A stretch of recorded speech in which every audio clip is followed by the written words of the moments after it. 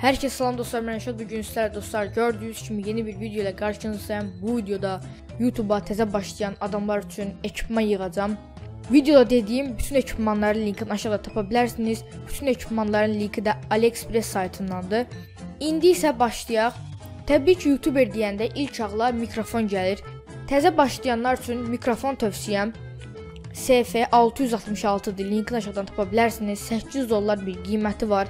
Təxminən 14-15 manat Azərbaycana gətirə bilərsiniz. Həqiqətən çox keyfiyyətli bir mikrofondur.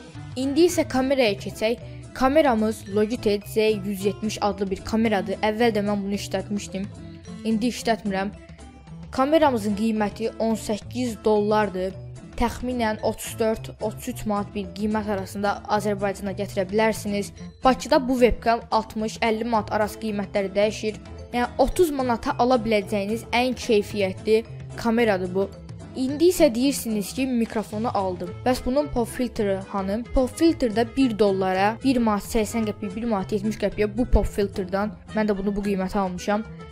İçindən ala bilərsiniz, bütün rəngləri var. Sonra isə bir tripod. Deyərsiniz ki, kameranı aldım. Mən bu kameranı hara qoyacağam? Öz tripodunuz və ya notebookunuz varsa, kameranı oradan qoyacaqsınız. Amma olmayanlar da var. Ona görə də belə bir tripoddur. $1.65, 3 manatlıq bir tripoddur. Bakıda 10 manat, 9 manatda bu tripod.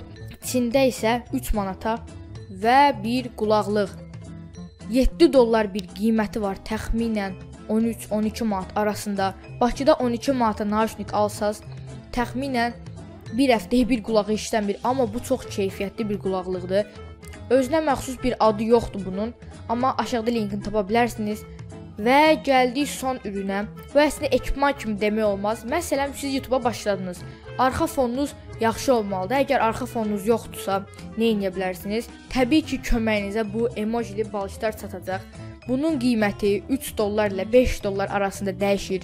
Bakıda da tapa bilərsiniz. Bakıda 10 manatdır. Burada isə $3, 6 manat, yəni yarı qiymətini almış olursunuz. Bundan 3-4 dənə alıb arxa fona qoyursunuz və vəsə. Arxa fon probleminiz qurtardı. Mən də əslində qoymamışam. Sonradan bunu divara taxacam, indi hələlik qoymamışam. Nəysə dostlar, bu videonun da sonuna gəldik. Videoda göstərdiyim bütün ürünlərin linkini aşağıda tapa bilərsiniz. Sağ olun, salamat qalın. Gələcək videoda görüşmək üzrə. Bye bye.